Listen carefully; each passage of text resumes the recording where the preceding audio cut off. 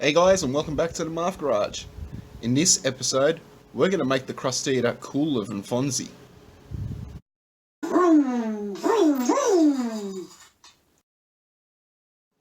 So ever since I built the Crustida, I've had nothing but issues keeping the temperature down and stopping it from overheating.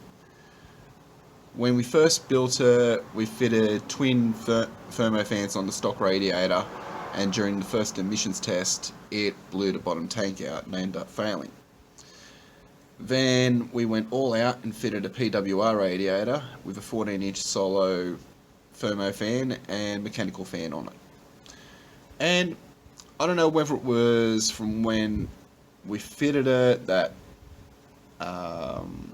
we didn't fit it properly, or whether it was like air still in the system or whatever. But I never really cured those problems. Now fast forward from Sydney to moving interstate and then driving around here, those problems never ceased and eventually ended up causing the radiator to corrode inside and cause the turbo to blow, which then left me in a struggle that I was until this year when we started this project.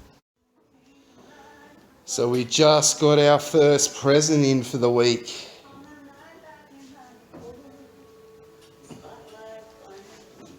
Yeah, I've just taken the tabs off. I know where it's come from.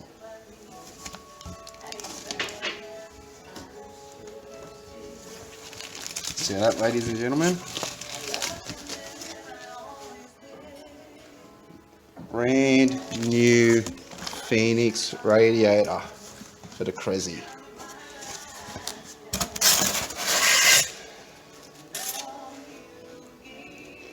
That's my bad. Look at this puppy. Oh. I'm going to put you guys down for a second. I apologise here. Alright. Here we go.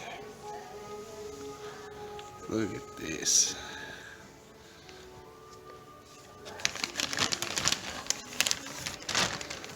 That is nice packaging. You can tell it's been cared for the whole way. And the best bit about it, already hooked up with its own fan shroud and twin thermo fans here. So this puppy is going in Crustida, and Crustida is going to stay cool from now on. No more overheating issues ever. And here we have the comparison between the two. So, old radiator from 2007, new radiator for 2019.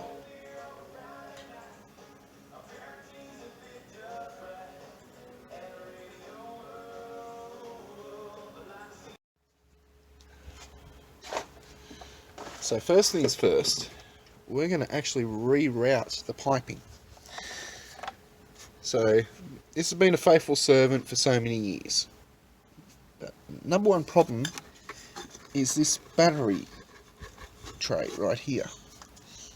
And the fact that they had to cut through it to get it there.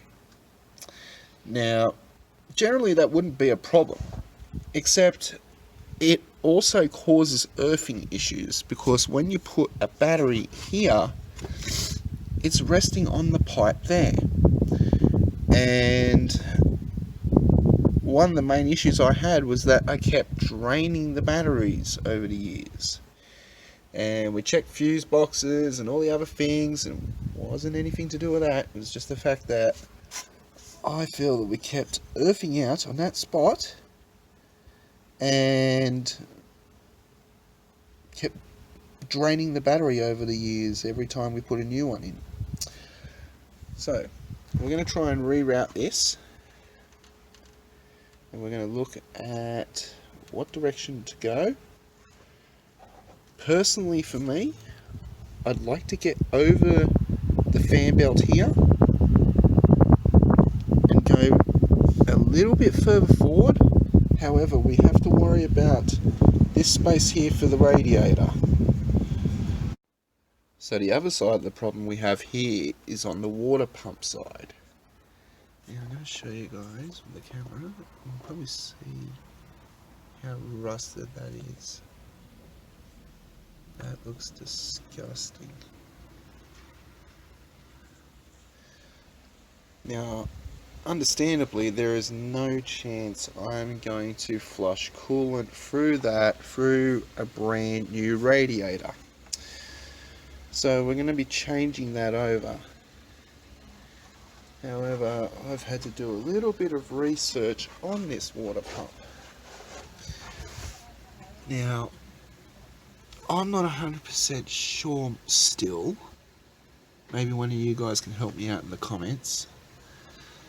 But from what I can tell, that is known as a hydro style water pump. And apparently they have nothing but problems with them. So one of the possible solutions might be to change this to a non-hydro water pump and work out a solution from there.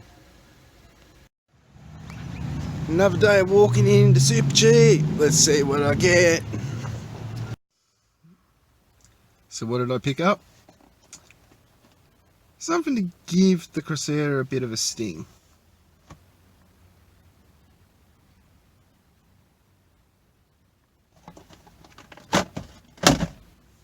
New sway bar linkages.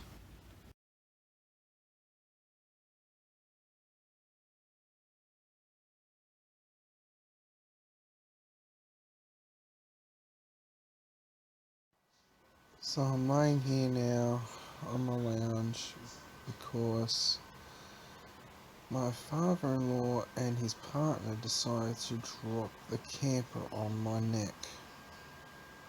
Right now I am in absolute agony. I can't lift my shoulder properly. My neck is in absolute pain. I haven't slept in 2 days. I feel like crap. All because his damn partner didn't turn around and let us know that she was going to let go of her corner. If she'd done so, we would have been able to work a way around it. But because she didn't tell anyone, she just let it go. All of a sudden it tipped over, but it was like this. I'm at the back and I've got the entire back, but I was inside the cabin. And anyway, the cabin just goes boof like that. So the front right goes down and my dad can't hold it, so he's gone boof, and the force of that made me, like, it all crashed down on top of me and bang, and I've gone flying out of the camper. I've got wounds in my back, on my butt. Oh, this is hurting so much just to even do this right now. It is so agonizing. Oh.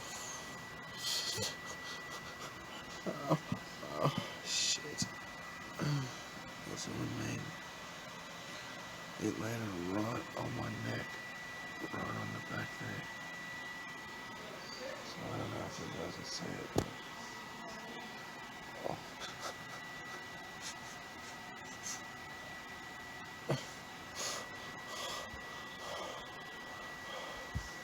As you can probably tell, I'm in bloody lots of agony right now. I do not like this one bit. So, when I recover, I don't know how long it'll be a day or two, might even be longer, but yeah, I'm absolute agony right now. I just can barely move. My neck just hurts to even twitch, as you can see. I'm finding it hard to talk, to swallow, to sleep, to do anything. So, all I'm doing is thanking my lucky stars right now, because if I didn't, I don't know what I'd be able to do. I'd just be upset.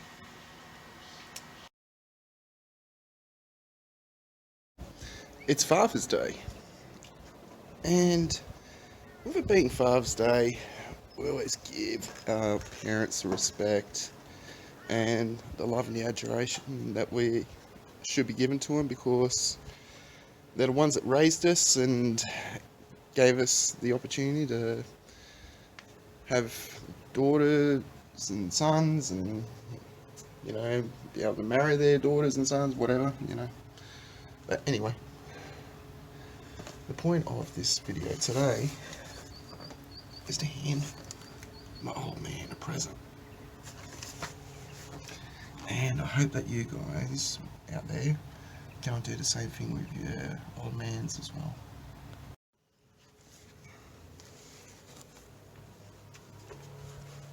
Hola!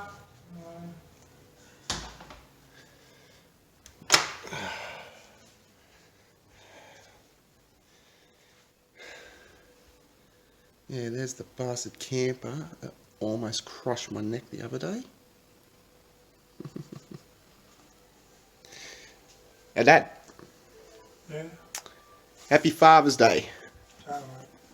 No, turn around. Something for you. Fuck.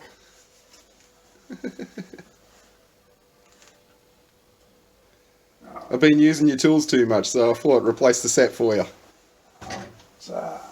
Oh, fuck. She's a little heavy, isn't she? Fucking Yeah, the full set, all the way through to 32mm. Just to show everyone. Oh.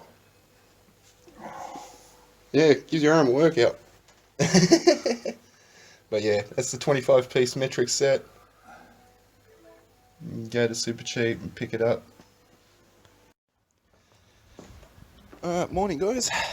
It is quite a few days later. And the reason why it has been a few days later is I've been trying to do some plans here for the Crustida. And I've been sort of stuck in a little 50-50 mindset here. So, first thing I've got to work out is the engine. What way am I going to go with this? And my main issue is the power. How am I going to add power? Now, we already know that 1Js normally come with twin turbos for the non-VVTi and single turbo for the VVTi. And one of the things I've just had gnawing at me for the last little while. Come on. Might help if this pops up. I'll show you guys what's going on. So my main issue here is looking at the twin turbo setup. While I like it, there are some flaws with it, and it's been while I've been doing research, so a lot of different people swap over to a big single turbo, and that's great, but I would personally love to keep this twin turbo setup. However, the piping itself from the manifold is all incorrect. Doesn't help if I kick the can over. Anyway, as I was saying, the manifolds on here are incorrect for the firing order. So the firing order on a 1JZ is 1, 5, 3, 6, 4, 2. That's fine. But if you have a look at these manifolds, you've got a pair for 1, 2, and 3, and a pair for 4, 5, and 6. That doesn't really help for pulsing along the turbos, because you're going to get 2 and 1 and 2 and 1, which always gives it an uneven flow. So one of the things to improve power is to improve the efficiency of the turbo flow and the airflow. And this is part of the reason why I'm going to be doing what I'm doing today. I'm actually not working on the car. I'm going on a road trip. And I'm going to be taking a whole heap of parts down and talking to a whole heap of different people and get some ideas from some people that are more knowledgeable than I am about what to do and how to do it. So, as you can see here, I've already started with what's going on in my head. So, the silicon coupler normally is at a 45 and hooks onto the pipe there. So what I've done, I've turned it to a 90. And what I want to do is go from the 90, I'm just going to zoom back here. I'm going to go from the 90 and I want to go straight down. Instead of having a 45 pipe here, I want to have a 90 go straight down and then do another 90 into there. And that way, this cut up battery bracket, I can change that over and I won't have any other fouling issues. And also it'll allow me to fix up the little hole there, like put up some rubber grommets or something, because it's needed for engineering purposes now, whereas back in 2006 wasn't as necessary. But that is my train of thought there with the cooling. So I want to enlarge the pipe. Of course, as you can see here, up to this point there's a step, and it's 3" there into the silicon coupler. So it tells me that it's gone down to 2 7/8. That's not what I asked for when I originally built this. I wanted 3" all the way through. But being 2019, 3" isn't even good enough. So we're going to go a little bit bigger. And the reason why I'm going a little bit bigger is more for the Frankenstein piping. I want to get rid of this and have a cleaner look. As I want to show you here, now I'm going to go down this pipe. Hope you can see all the welding on the inside there. Look at all that slag and slurry. So that's not good for airflow. And if you're not having good enough airflow, you're not having good enough horsepower. And if I don't have enough horsepower, I'm not going to beat Scotty. So my issue is to fix the piping up here. I'm going to leave this intercooler how it is, because the intercooler size is fine, but the piping onto it and then coming out up to here, which would be the merge pipe from both the turbos here. So they'd merge and then go into this pipe. So I'm trying to work out whether to take these twins off and go with a big single, which is what a lot of people do. And if I do that, what size do I go for my single turbo? Do I go 3582? Do I go bigger? Or do I stick with a twin turbo setup and change both turbines? Now I could keep the same manifold, but that's not really what I'd ideally like. I would like to change the manifold and have it so 1, 3 and 5 go up into this turbo, and 6, 4 and 2 go into this turbo. So then you've got 3 cylinders in one turbo, 3 cylinders in one turbo on direct pulses. So I don't know which way to go about this, and the best way for me to work this out is to go and speak to all the experts. So with that being said, let's go for a road trip down to Brisbane, and we're going to take all the parts with us.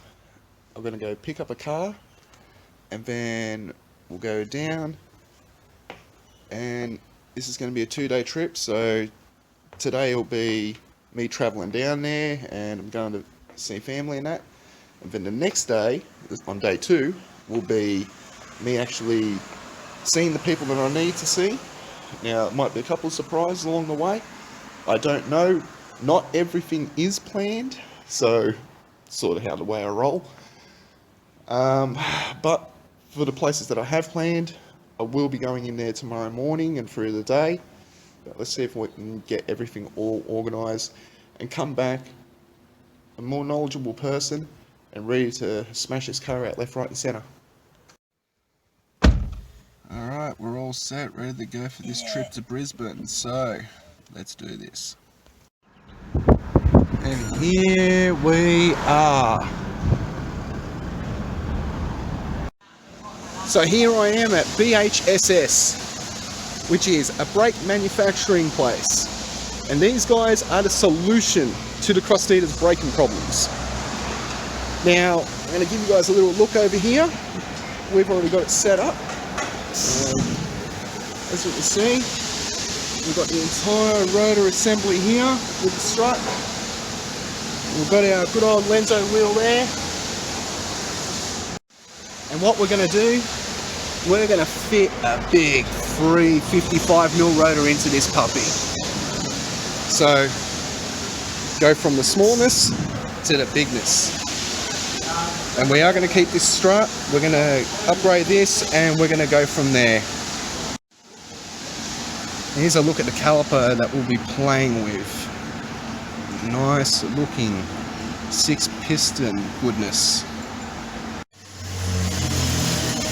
So just to show you guys, this will be the final product when it is finished.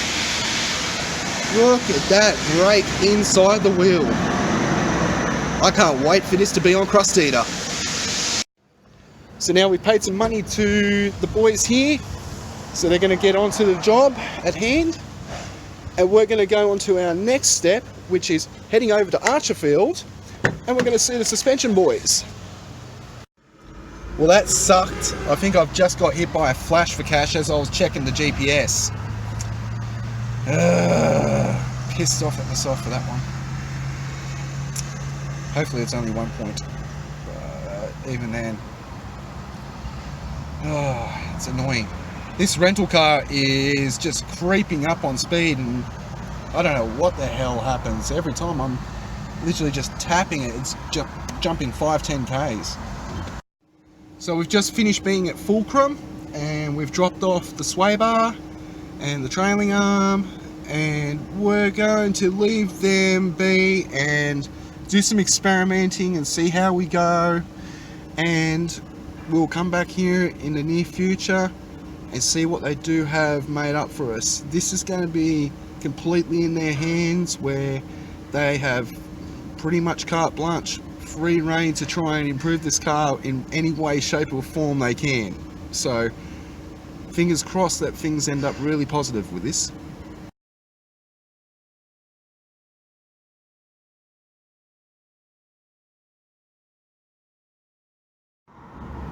So we're on the way to our next location, and it's not to drop parts off. In 400 meters, turn right onto Mortimer Road. Thanks SatNav for dobbing me in. So as I said, we're going on to Mortimer Road. Why is that? So we're heading over to Archerfield Drift Track, and we're going to catch up with Fink and see the progress that's going on down there. Him laying the pits and everything else. I figured I might as well come and check this out myself firsthand. So let's do this. That's damn right. Archerfield Drift Park. Got to bring the cars in, so might as well go in there and check it out myself. Luke, buddy, you weren't there. Why? Come on, man. Nah, it's all right. I got to see some of you boys and got to check the track out, and thank you for letting me check the track out for a few minutes.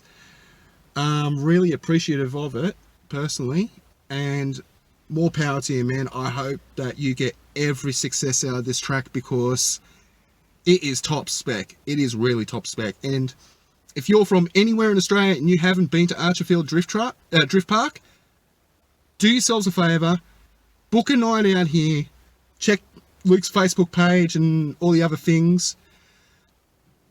This is top spec. I mean, for such a small area, the amount of footage and action that they get on their vlogs, it is amazing. And it made me think that the track was 4 or 5 times bigger than what it was. So I've got nothing but love and admiration for this place because it looks brilliant. The guys there are absolute top blokes. I mean, wow. Wow. I can't say nothing more. I can't sing enough praises for your boys, Luke. They are the best. So we're on the way home now. Mission's successful for the most part. I should see you guys back at the Maf Garage in a few hours. So just in front of me here is a highway patrol. You think I didn't notice those taillights? Goddamn care stingers.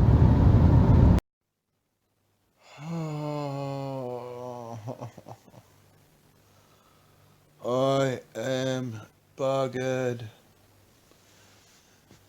1,000 kilometers driven. 500 down there, 500 back. But at least we've got success for most of the things here. We've got the brakes and we've already got the suspension down at both places, at BHSS and at Fulcrum. Now Fulcrum know about the brakes. Unfortunately, the brakes don't know about Fulcrum, so I'm going to have to let them know about this in the future, sooner rather than later. But separate to that, a bit unlucky that I went to Archerfield and Luke wasn't there. I mean, it was a great experience just checking out the track for myself. I mean, when you look at it on his channel, you're seeing it from his angles, and I don't know what it is from my point, by whether it's intentional or not, but from my perspective, it looks, when he's driving from the car and when it shows from the car angle, it looks massive. And when I turned up there today, I was shocked at how cozy it was, and that just makes all the more, like, all the things that they actually perform on that track more incredible, because you're going out there, you don't have much space, and you're able to pull multiple angles, relatively high speed. And I mean, the boys were telling me they'll get up 90 to 100 Ks on that track in just that small little section, which is incredible to be able to pump that much speed. So I've got nothing but admiration. I will be down there in the future to check it out, hopefully with Crustida. Maybe let them go a bit nuts with it, but we'll see what happens there. So now that the suspension and the brakes are dealt with and being taken care of down there, now let's focus on the next important thing of the car, which is the cooling, the engine, and all the associated parts with it. The start of the episode was about keeping things cool, and I did get parts of that with the radiator, but having the sway bar linkages sort of inspired me to go and get the other things dealt with as soon as possible. So I had to sit and wait for the time to come to get enough money to not so much pay for it all right now, but at least put a deposit down, you know, give them some to show that, yeah, look, I'm serious. Here's my stuff. Here's everything for you to work with, and it's all at your disposal. I mean, to put that much faith in people, it took a lot out of me personally, because I'm very, what's the word I'm looking for? I'm very tentative when it comes to putting my faith in other people. I'm very nervous about it, because more often than not, I've had people pretty much bite me in the ass, and I've lost money, I've lost careers, I've lost so many different things through life because of putting my trust in the wrong people and putting my trust in different people that I thought were good, but ended up weren't being out for me. You know, they were just out there for themselves. I'm very lucky on this occasion that I've got people from these companies that are looking after me as the person and looking after the Crustida as the project that it is.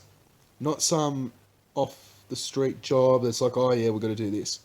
They understand that the brakes are a one-time thing, and it's the first time ever that a Crustida is going to have 355mm rotors on it. It's going to be the first time ever that a Crustida is going to have enlarged sway bars on it. I mean, normally when people work with Crustidas, they normally upgrade the rear. If they've got a Series 2, they'll upgrade to a Series 1, which means going from a 10 to 14mm on the rear. But they never touch the front. They usually leave the front alone because it's a pretty chunky one, being 23mm. But to me, 23 wasn't enough. I needed bigger, stiffer, and harder. So that's why I'm going to the 26, and that combined with the trailing arms, and hopefully we can get them enlarged. If not, it's no biggie, it's no real loss from it, because I'm anticipating that they aren't going to be able to do anything with it anyway. But if they can change the bushings on it, that's going to be a big benefit to me, because that's another thing that's a one-off. It's something that hasn't been made yet. So the custom pieces that are being made for this car are thick and fast, you know, like they're coming thick and fast, from the suspension to the brakes to the radiator. Next step will be the engine. There's going to be a couple little things that I'm going to put on there. Some of it you guys are going to go, come on, Maf, you are better than that. But there's a reason behind it. And there's other parts that I'll be getting, like, for example, the ECU. I want to go in one direction where home brewing is sort of the way to go. And at the same time, there is a deal out there right now from the ECU manufacturers that is almost too good to be true. I don't know if I want to jump on it yet. I want to do a final bit of research on this with the ECU. But if it is what I think it is, and I want all the options that are there for this package, if this works the way I want it to on Crustida and on the 1JZ, this might open up a whole new Pandora's box for people to work on their 1JZs in general. And it won't be just non-VVTIs. It'll be just 1JZ across the board, because if I get this right, it'll be something that I feel will be a staple for the Crustida community. And anyone that has a JZ powered motor, be it a JZX 90, 100, 110, or anything else that's got a 1J in it. So if it does work out, there's going to be another option for you guys out there, and you'll be able to thank me for it, because I'm going to be using myself as the guinea pig for it, just like I am with the brakes and the suspension and everything else. So with that being said, guys, I'm going to go to sleep. Thank you for checking me out in the Maf Garage. Don't forget to hit like, subscribe. Please give me suggestions of what you think I want to do with the Crustida. And when I'm saying that, this is what I'm trying to put out there for you guys. I want a set of upgrades that you think will be great for a 1JZ motor. Be it for the injectors, be it for internals, be it for exhaust, be it for turbo. Any and all suggestions will be taken under advisement and under consideration, and some of them I am going to jump on and go, yep, give me the number for that please, because I want it right now. So put it down in the comments what you think I should be doing with the 1J, whether I should be going all out or going a bit balanced or keeping it nice and mild. So for any suggestions on what I should be shoving in there down there. Anyway guys, it's the Maf Garage. Peace.